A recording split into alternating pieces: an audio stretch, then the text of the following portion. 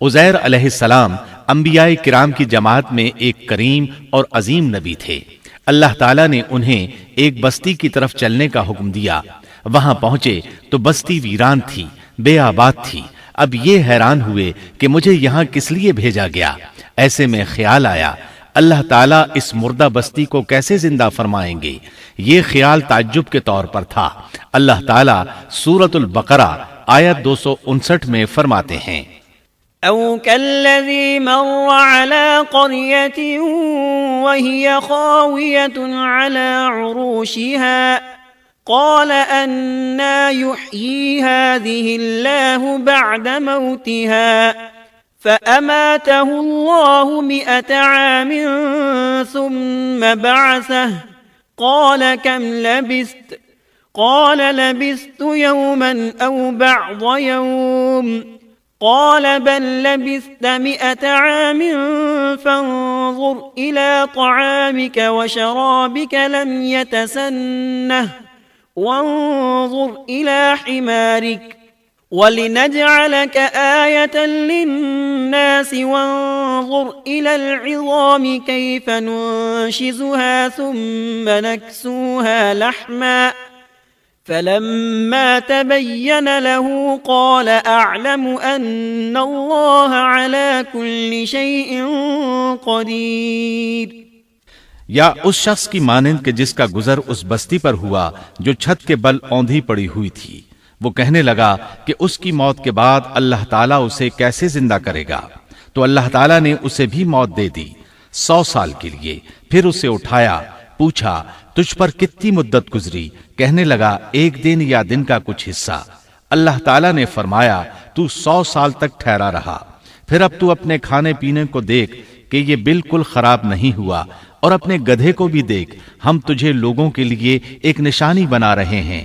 تو دیکھ کہ ہم ہڈیوں کو کس طرح جوڑتے ہیں، پھر ان پر گوشت چڑھاتے ہیں۔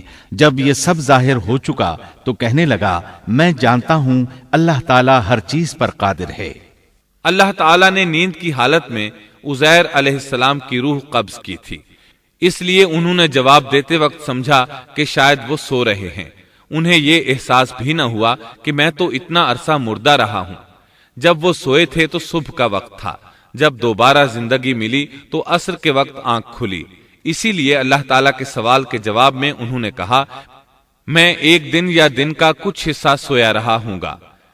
اللہ تعالیٰ نے فرمایا اپنے کھانے اور گدھے کو دیکھو، کھانا بہت جلد خراب ہو جاتا ہے، لیکن 100 سال گزرنے پر بھی کھانا بالکل تازہ تھا، جبکہ آپ کے گدھے کی ہڈیاں بکھری پڑی تھیں۔ اچانک ان کے سامنے دیکھتے ہی دیکھتے ہڈیاں حرکت کرنے لگیں، پھر جڑنے لگیں۔ گدھے کا ڈھانچہ تیار ہو گیا تو اس پر گوشت چڑھنے لگا۔ اس طرح گدھا زندہ ہو گیا اور آواز دینے لگا۔ یہ دیکھ کر عزیر علیہ السلام پکار اٹھے، واقعی میرا پروردگار ہر چیز پر قادر ہے۔ ان کی اس عارضی موت کے دوران وہ بستی آباد ہو چکی تھی۔ عزیر علیہ السلام نے ان سے پوچھا کیا تم لوگ عزیر کو جانتے ہو؟ انہوں نے کہا جی ہاں، انہیں فوت ہوئے 100 سال سے زائد عرصہ بیت چکا ہے۔ تب عزیر علیہ السلام نے انہیں بتایا میں ہی عزیر ہوں۔ انہیں یقین نہ آیا۔ وہ ایک بڑھیا کو لے آئے، اس کی عمر 120 سال تھی۔ انہوں نے اس سے عزیر علیہ السلام کے بارے میں پوچھا۔ اس نے عزیر علیہ السلام کی 10 نشانیاں بیان کی۔ وہ سامنے کھڑے عزیر علیہ السلام کو دیکھ رہے تھے، تب انہیں یقین آیا۔ عزیر علیہ السلام ان کے درمیان قیام پذیر رہے۔ آپ نے انہیں نئے سرے سے تورات کی تعلیم دی۔ وہ اس کو بھول چکے تھے۔ بستی والے ان سے بہت متاثر ہو گئے، ان کی تعظیم کرنے لگے۔ اس عظیم معجزے کی وجہ سے رفتہ رفتہ وہ انہیں اللہ کا بیٹا تصور کرنے لگے۔ اللہ تعالیٰ سورہ توبہ آیت 30 میں فرماتے ہیں وقالت اليهود عزير ابن الله، اور یہودیوں نے کہا عزیر اللہ کے بیٹے ہیں۔ یہ اللہ نے ان کا ایک جرم بیان کیا ہے۔ یہ جرم ان میں نسل در نسل چلتا رہا، یہاں تک کہ اس دور میں بھی یہودی عزیر علیہ السلام کو اللہ کا بیٹا مانتے ہیں۔ آپ کا نام دیوان مقدس بھی رکھتے ہیں اور کہتے ہیں یہ مقدس ذات کی نسل سے ہے اور معبود ہے۔ یہی ان کا شرک ہے۔ اللہ ان پر لعنت کرے۔ اللہ انہیں اس جرم کی سزا ضرور دے گا۔ انسان کتنے ہی بلند و بالا مقام پر پہنچ جائے اور اللہ تعالیٰ کے ساتھ اسے زیادہ سے زیادہ قرب حاصل ہو جائے، تب بھی وہ اللہ کا بندہ ہی رہتا ہے، اور کسی بھی بلندی پر پہنچ کر وہ اللہ یا اللہ کا بیٹا نہیں ہو سکتا، اللہ کا شریک نہیں ہو سکتا۔ اللہ جل شانہ کی ذات پاک وحدہ لا شریک ہے اور باپ بیٹے کی نسبتوں سے پاک ہے، لہذا انسان کی سب سے بڑی گمراہی یہ ہے کہ وہ جب کسی برگزیدہ انسان سے ایسے امور صادر ہوتے دیکھتا ہے جو عقل میں نہیں آتے تو رعب یا عقیدت کی بنا پر پکار اٹھتا ہے کہ یہ ہستی تو خود اللہ ہے جو انسانی شکل میں آئی ہے، یا اس کا بیٹا ہے، یا اللہ تعالی کی شریک ہے۔ وہ یہ نہیں سوچتا کہ بلا شبہ ان واقعات کا جاری ہونا اللہ کی طاقت کے ذریعے ہے جو بطور نشان اس برگزیدہ انسان کے ہاتھوں جاری ہوئے۔ اس کے باوجود یہ نہ اللہ ہے نہ اللہ کا بیٹا، بلکہ اس کا ایک پسندیدہ بندہ ہے، اور یہ امور اللہ تعالیٰ کے خاص قوانین کے تحت صرف اس کی تائید اور اس کی صداقت کے لیے ظاہر ہوتے ہیں، ورنہ وہ بھی اللہ تعالیٰ کے آگے اسی طرح مجبور ہے جس طرح دوسری مخلوق۔ قرآن کریم نے سیدنا عیسیٰ علیہ السلام کی حقیقت سورہ آل عمران کی آیت 59 میں اس طرح بیان کی ہے: اللہ کے نزدیک عیسیٰ علیہ السلام کی مثال آدم علیہ السلام کی سی ہے کہ اللہ نے انہیں مٹی سے پیدا کیا اور حکم دیا کہ ہو جا، اور وہ ہو گئے۔ مطلب یہ کہ اللہ کا بیٹا اگر کسی کو کہا جا سکتا تو آدم علیہ السلام کو کہا جانا چاہیے تھا، لہذا کسی نبی کے بارے میں یہ عقیدہ رکھنا کہ وہ اللہ کا بیٹا ہے بالکل فضول اور باطل ہے۔ اب سنیے زکریہ اور یحییٰ علیہم السلام کے واقعات۔ دن گزرتے گئے، ابراہیم اور یعقوب علیہم السلام کی نسل سے کچھ نیک لوگ پیدا ہوئے، ان کو آل عمران کے نام سے یاد کیا جاتا ہے۔ اللہ تعالیٰ سورہ آل عمران آیت 33 اور 34 میں فرماتے ہیں: ان اللہ اصطفى آدم ونوحا وآل ابراہیم وآل عمران على العالمین ذریة بعضها من بعض واللہ سمیع علیم۔ بے شک اللہ تعالیٰ نے تمام جہان کے لوگوں میں سے آدم کو اور نوح کو اور ابراہیم کے خاندان اور عمران کے خاندان کو چن لیا کہ یہ سب آپس میں ایک دوسرے کی نسل سے ہیں، اور اللہ تعالیٰ سنتا جانتا ہے۔ جس عمران کا ذکر قرآن مجید نے کیا ہے یہ داؤد علیہ السلام کی اولاد سے ہیں۔ زکریہ علیہ السلام کی بیوی، یحییٰ علیہ السلام کی والدہ عیشا اور مریم علیہ السلام کی والدہ حنا دونوں حقیقی بہنیں تھیں، اور زکریہ علیہ السلام رشتے میں مریم علیہ السلام کے خالو تھے۔ اس طرح یحییٰ علیہ السلام اور مریم علیہ السلام آپس میں خالہ زاد ہیں۔ اللہ تعالیٰ نے اس دور کے کئی واقعات کی طرف اشارہ کیا ہے۔ سب سے پہلا تذکرہ مریم علیہ السلام کی پیدائش کا ہوا ہے۔ یہ واقعہ دمشق میں ہوا۔ زکریا بن دان سلیمان علیہ السلام کی اولاد میں سے تھے، دمشق میں زندگی گزار رہے تھے، عمر 100 سال سے زیادہ ہو چکی تھی۔ اس قصے کی ابتدا قرآن مجید نے عمران کی بیوی سے کی ہے۔ وہ مریم علیہ السلام کی ماں اور عیسیٰ ابن مریم کی نانی ہیں۔ عمران کی بیوی کے ہاں عرصہ دراز سے کوئی اولاد پیدا نہ ہوئی تھی۔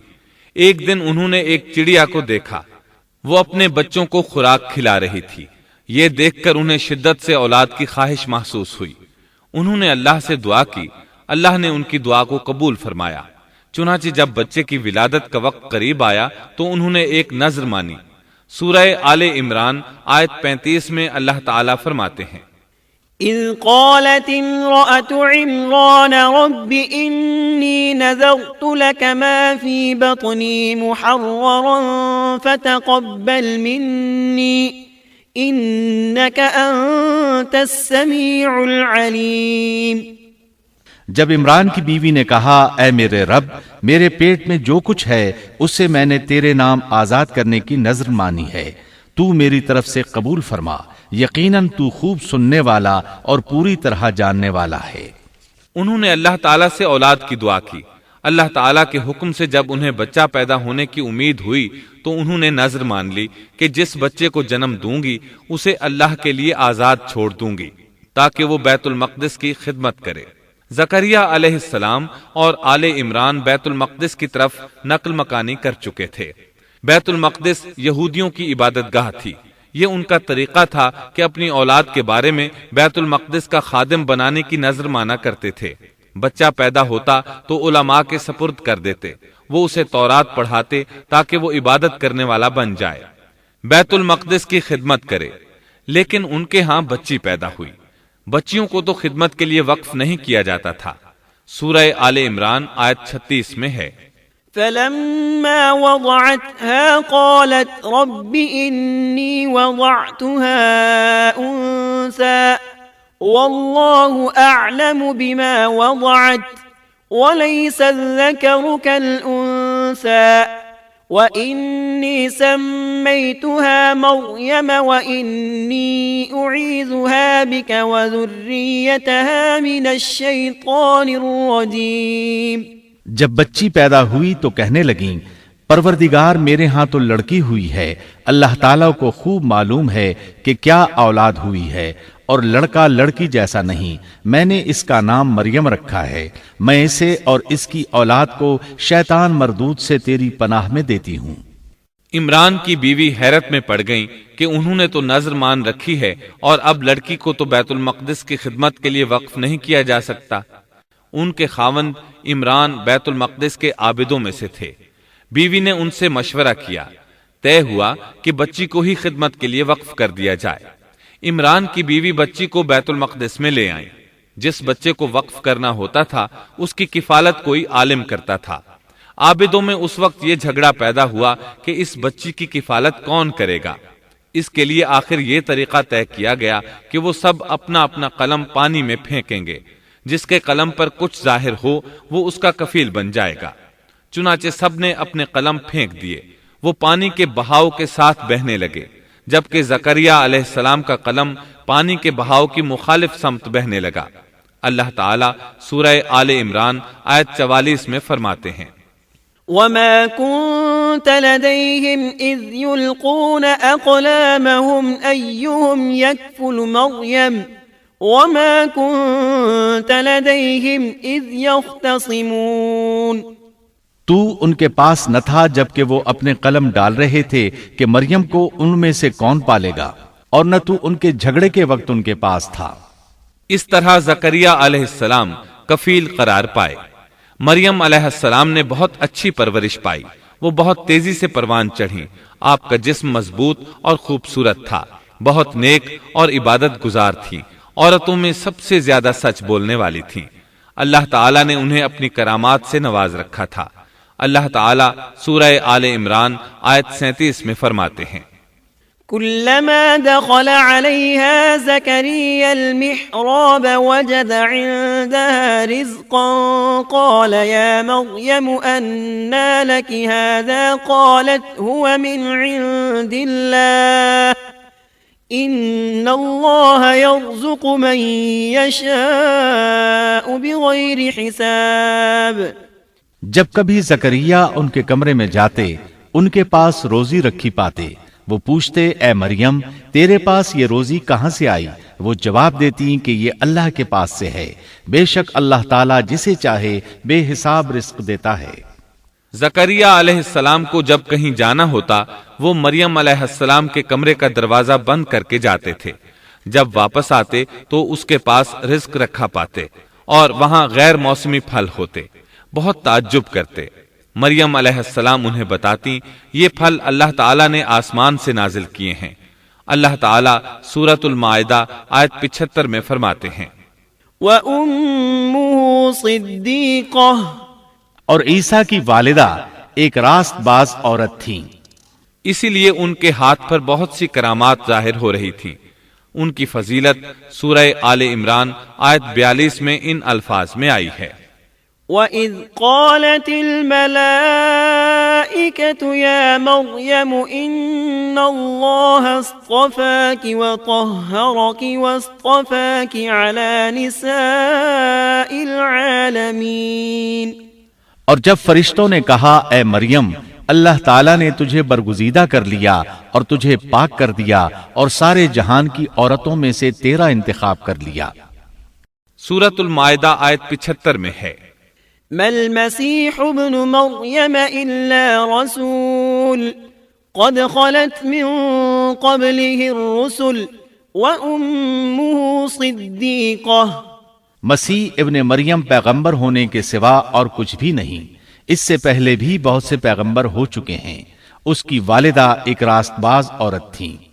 بخاری، مسلم، ترمذی اور نسائی کی حدیث ہے، نبی کریم صلی اللہ علیہ وسلم نے فرمایا خير نسائها مريم بنت عمران وخير نسائها خديجة بنت خويلد. اپنے زمانے میں مریم علیہ السلام سب سے افضل عورت تھیں اور اس امت میں خدیجہ رضی اللہ عنہا سب سے افضل عورت ہیں. بہت سی احادیث میں 4 عورتوں کی فضیلت آئی ہے.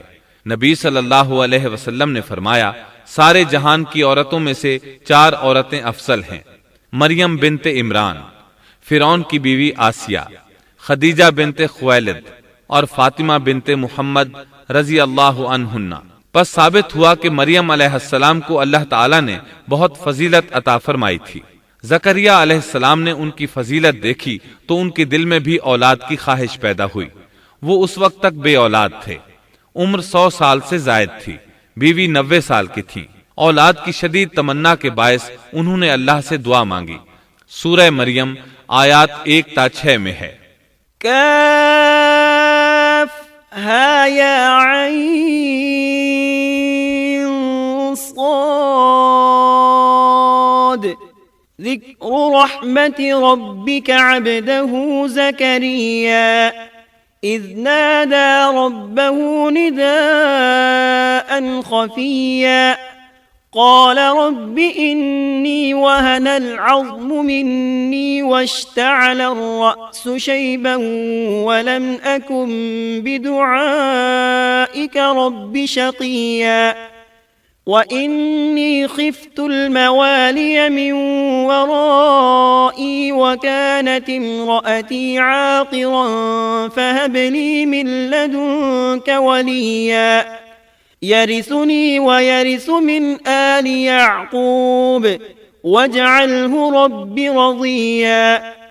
کاف ہا یا عین صاد، یہ ہے تیرے پروردگار کی اس مہربانی کا ذکر جو اس نے اپنے بندے زکریا پر کی تھی، جبکہ اس نے اپنے رب سے چپکے دعا کی تھی کہ اے میرے پروردگار میری ہڈیاں کمزور ہو گئی ہیں، سر بڑھاپے کی وجہ سے بھڑک اٹھا ہے، لیکن میں کبھی بھی تجھ سے دعا کر کے محروم نہیں رہا. مجھے اپنے مرنے کے بعد اپنے قرابت والوں کا ڈر ہے، میری بیوی بھی بانجھ ہے، پس تو مجھے اپنے پاس سے وارث عطا فرما جو میرا بھی وارث ہو اور یعقوب کے خاندان کا بھی جانشین ہو، اور میرے رب تو اسے مقبول بندہ بنا لے.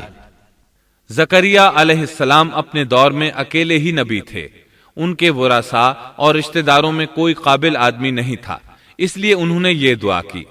سورۃ الانبیاء آیت 90 میں اللہ تعالیٰ فرماتے ہیں فاستجبنا له ووهبنا له يحيى وأصلحنا له زوجه. تو ہم نے اس کی دعا قبول فرما کر اسے یحییٰ عطا فرمایا اور ان کی بیوی کو ان کے لیے درست کر دیا.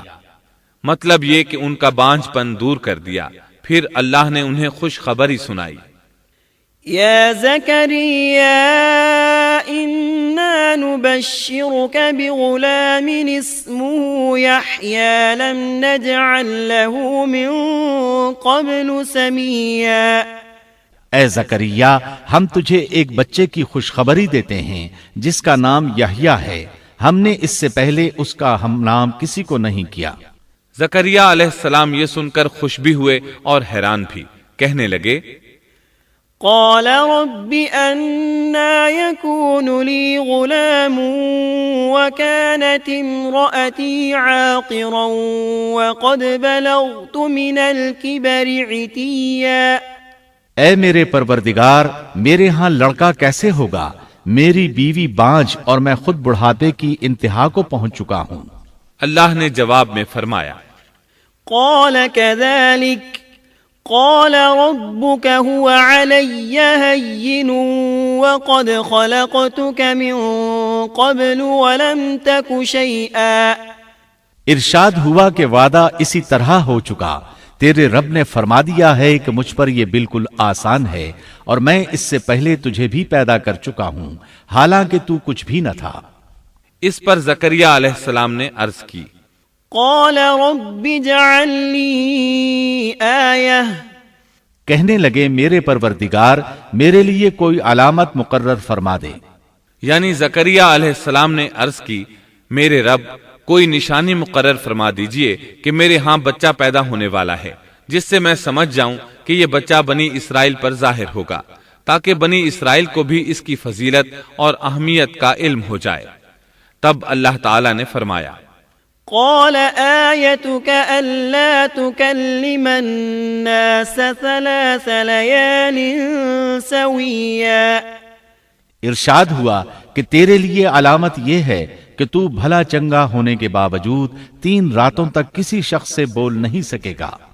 چنانچہ جب وہ وقت آیا اور وہ کسی سے بات کرنا چاہتے تو کر نہیں سکتے تھے، البتہ اپنے ذکر میں صبح شام مصروف رہتے، اور یہ نشانی تھی اس بات کی کہ ان کے ہاں بچہ پیدا ہونے والا ہے۔ اللہ تعالیٰ سورہ مریم آیت 11 میں فرماتے ہیں، فخرج على قومه من المحراب فأوحى إليهم أن سبحوا بكرة وعشيا۔ اب زکریا اپنے حجرے سے نکل کر اپنی قوم کے پاس آ کر انہیں اشارہ کرتے ہیں کہ تم صبح و شام اللہ کی تسبیح بیان کرو۔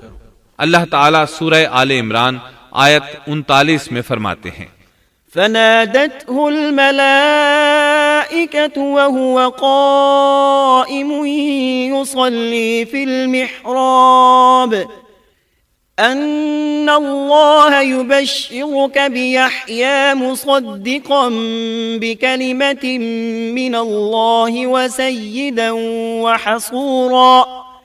وسيدا وحصورا ونبيا من الصالحين۔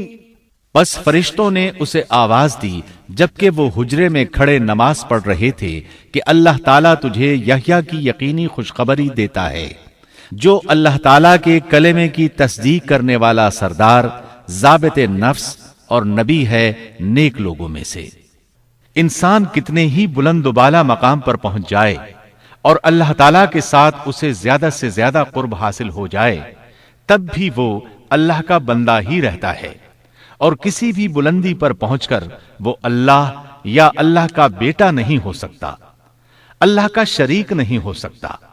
اللہ جل شانہ کی ذات پاک وحدہ لا شریک ہے اور باپ بیٹے کی نسبتوں سے پاک ہے، لہذا انسان کی سب سے بڑی گمراہی یہ ہے کہ وہ جب کسی برگزیدہ انسان سے ایسے امور صادر ہوتے دیکھتا ہے جو عقل میں نہیں آتے تو رعب یا عقیدت کی بنا پر پکار اٹھتا ہے کہ یہ ہستی تو خود اللہ ہے جو انسانی شکل میں آئی ہے، یا اس کا بیٹا ہے، یا اللہ تعالیٰ کی شریک ہے۔ وہ یہ نہیں سوچتا کہ بلا شبہ ان واقعات کا جاری ہونا اللہ کی طاقت کے ذریعے ہے، جو بطور نشان اس برگزیدہ انسان کے ہاتھوں جاری ہوئے۔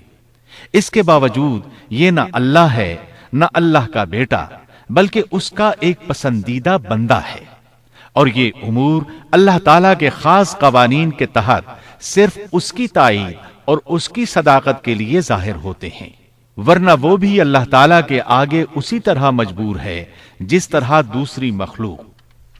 انہیں خوشخبری سنائی گئی کہ بہت جلد یحییٰ نامی لڑکا پیدا ہوگا، وہ عیسیٰ علیہ السلام کی تصدیق کرے گا۔ یہاں کلمت اللہ سے مراد عیسیٰ علیہ السلام ہیں۔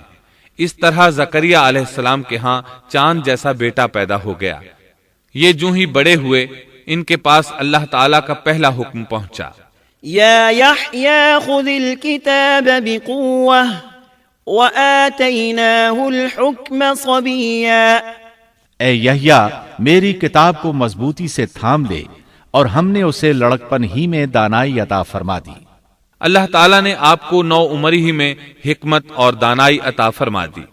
تفاسیر میں ہے کہ بچوں نے یحییٰ علیہ السلام سے کہا آؤ کھیلیں۔ انہوں نے کہا ہم کھیل کود کے لیے پیدا نہیں کیے گئے، اور اس وقت ان کی عمر صرف 5 سال تھی۔ اللہ تعالیٰ سورہ مریم آیت 13 تا 15 میں ان کے اوصاف بیان فرماتے ہیں۔ وحنانا من لدنا وزكاة وكان تقيا وبرا بوالديه ولم يكن جبارا عصيا وسلام عليه يوم ولد ويوم يموت ويوم يبعث حيا۔ اور ہم نے انہیں اپنے پاس سے شفقت اور پاکیزگی بھی عطا فرمائی، اور وہ پرہیزگار شخص تھا اور اپنے ماں باپ سے نیک سلوک کرنے والا تھا، وہ سرکش اور گناہگار نہ تھا۔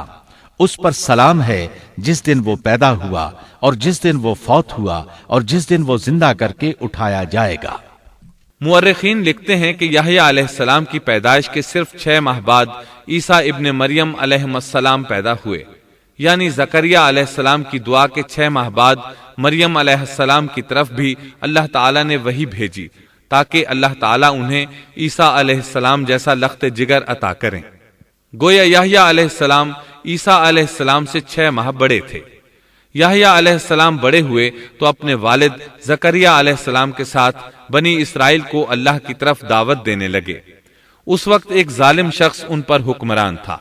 اس نے اپنے بھائی کی بیٹی سے شادی کرنے کا ارادہ کیا، اگرچہ ان کے دین میں یہ حرام تھا۔ اس نے یحییٰ علیہ السلام سے اس شادی کی اجازت طلب کی، اس لیے کہ ان کی نبوت کا اس وقت تک چرچا ہو چکا تھا اور وہ ان کے درمیان شریعت کے مطابق فیصلے کیا کرتے تھے۔ فتویٰ لینے کے لیے وہ تحفے تحائف کے ساتھ آپ کی خدمت میں آیا۔ یحییٰ علیہ السلام نے لوگوں کو جمع کیا اور خطبہ دیا کہ لڑکی کی اپنے چچا سے شادی حرام ہے۔ بادشاہ اور وہ لڑکی یہ فیصلہ سن کر غضبناک ہو گئے۔ لڑکی نے بادشاہ سے کہا تم یحییٰ کو قتل کرا دو، تب ہماری شادی ممکن ہے۔ بادشاہ نے ان کی طرف اپنے سپاہی روانہ کر دیے۔ اس وقت یحییٰ علیہ السلام محراب میں نماز ادا کر رہے تھے۔ سپاہیوں نے انہیں قتل کر دیا۔ اس طرح بادشاہ نے اپنی بھتیجی سے شادی کر لی۔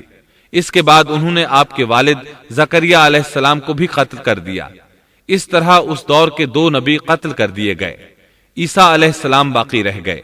آپ یحییٰ علیہ السلام کی زندگی ہی میں نبی قرار پا چکے تھے۔ اس وقت آپ کی عمر 30 سال سے کچھ اوپر تھی۔ امام بخاری رحمت اللہ علیہ نے صحیح بخاری میں حدیث اسراء کے تحت سیدنا یحییٰ علیہ السلام کے ذکر میں یہ روایت لکھی ہے کہ نبی کریم صلی اللہ علیہ وسلم نے فرمایا، جب میں دوسرے آسمان پر پہنچا تو دیکھا کہ یحییٰ اور عیسیٰ علیہ السلام موجود ہیں، اور یہ دونوں خالہ زاد بھائی ہیں۔ جبریل علیہ السلام نے کہا یہ یحییٰ اور عیسیٰ علیہ السلام ہیں، انہیں سلام کیجیے۔ میں نے انہیں سلام کیا، دونوں نے سلام کا جواب دیا۔ پھر دونوں نے کہا آپ کا آنا مبارک ہو اے ہمارے نیک بھائی اور نیک نبی۔ سیدنا زکریا علیہ السلام کے تذکرے میں یہ آ چکا ہے کہ یحییٰ علیہ السلام کی والدہ اور مریم علیہ السلام کی والدہ حقیقی بہنیں تھیں۔ اس لیے حدیث معراج میں نبی کریم صلی اللہ علیہ وسلم کا یہ فرمانا کہ سیدنا یحییٰ اور سیدنا عیسیٰ علیہ السلام خالہ زاد بھائی ہیں، اسی رشتے کی طرف اشارہ ہے۔ دنیا میں اس سے زیادہ شقی اور بدبخت کوئی اور نہیں ہو سکتا جو ایسی مقدس ہستی کو قتل کر دے جو نہ کسی کو ستاتی ہو اور نہ کسی کے مال و دولت پر نظر رکھتی ہو، بلکہ اس کے برعکس بغیر کسی طمع اور اجرت کے اس کی زندگی قوم کی اصلاح اور خیرخواہی کے لیے وقف ہو چکی ہو۔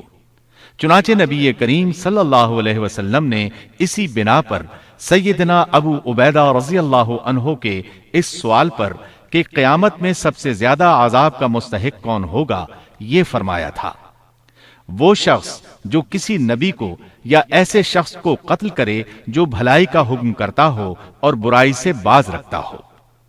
اقوام عالم میں صرف یہودی ہی ایک ایسی قوم ہے جس نے ایسے پاکیزہ نفوس کو بے تحاشا قتل کیا۔ اللہ رب العزت سورہ بقرہ آیت 61 میں فرماتا ہے، اور وہ نبیوں کو ناحق قتل کرتے تھے۔ इंसान को अल्लाह के फजल करम से किसी भी वक्त और किसी भी हालत में ना उम्मीद नहीं होना चाहिए। मायूसी को पास नहीं आने देना चाहिए। कभी ऐसा भी होता है कि इंसान पूरे खुलूस और पूरी दिल जमाई के साथ दुआएं करता है और मुसलसल करता रहता है, लेकिन इसके बावजूद भी मकसद हासिल नहीं होता। लेकिन इसका यह मतलब हरगिज नहीं कि अल्लाह दुआएं सुन नहीं रहा या कबूल नहीं कर रहा। इस किस्म की मायूसी और ख्यालात को कुफ्र करार दिया गया है। अल्लाह ताला ने गुज़श्ता कौमों के संगीन हालात बयान किए हैं।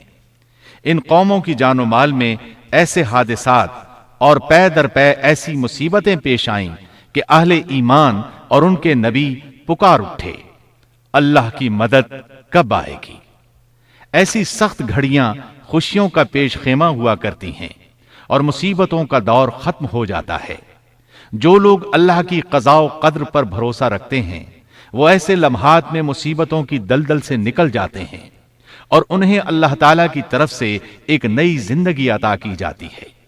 सैयदना ज़करिया अलैहिस्सलाम जिंदगी भर नबूवत के वारिस के लिए बेचैन रहे, लेकिन अल्लाह ताला से यही हुस्न ज़न रखा कि ऐ परवरदिगार, मैं आपसे मांगकर कभी बेमुराद नहीं रहा।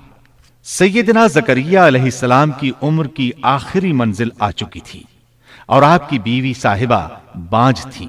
सारी जिंदगी गोद औलाद से खाली रही थी। लेकिन मरियम अलैहिस्सलाम के हुजरे में करामत का ज़ुहूर देखकर आपका जहन अचानक इस तरफ मुंतकिल हुआ कि जो अल्लाह ताला इस बात पर कादिर है कि ज़ाहिरी असबाब के बगैर हर रोज तरोताजा फल हुजरे में पहुंचा सकता है, वो यकीनन इस पर भी कादिर है कि मेरी इस आखिरी उम्र में मुझे औलाद की नेमत अता कर दे। हकीकत यह है कि दुआ करने वाले की नजर इस आलम असबाब में भी असबाब और वसाइल से कहीं ज्यादा मुसब्बिबुल असबाब पर हो तो वो कबूलियत का दरवाजा फौरन खुल जाता है। सैयदना ज़करिया अलैहिस्सलाम को दूसरे ही लम्हे एक अजीम फर्जंद की बशारत दे दी गई। औलाद की ख्वाहिश एक फितरी ख्वाहिश है और ये ख्वाहिश कनात और ज़ुहद के खिलाफ भी कतन नहीं। कुरान करीम ने अंबिया की जुबान से इस किस्म की दुआएं और पुकार जिक्र करके ये हकीकत वाज़े कर दी कि अंबिया और रसुल जो ज़ुहद और कनात के मीनार होते हैं, इस दवाजी जिंदगी से बरी नहीं है। इस्लाम में औलाद की ख्वाहिश को फितरी ख्वाहिश करार दिया गया है। ताहम यह नुक्ता भी जहन में रहना चाहिए कि सैयदना ज़करिया अलैहिस्सलाम सिर्फ औलाद ही नहीं चाहते थे, सालेह औलाद चाहते थे ताकि वो उनके बाद दावत का काम जारी रखे। इसलिए आपने अपनी दुआओं को पाकीज़ा और नेक औलाद के अल्फाज के साथ खास किया। सूरह आले इमरान आयत 38 में है, उसी जगह ज़करिया अलैहिस्सलाम ने अपने परवरदिगार से दुआ की, कहा कि ऐ मेरे परवरदिगार, मुझे अपने पास से पाकीज़ा औलाद अता फरमा, बेशक तू दुआ का सुनने वाला है।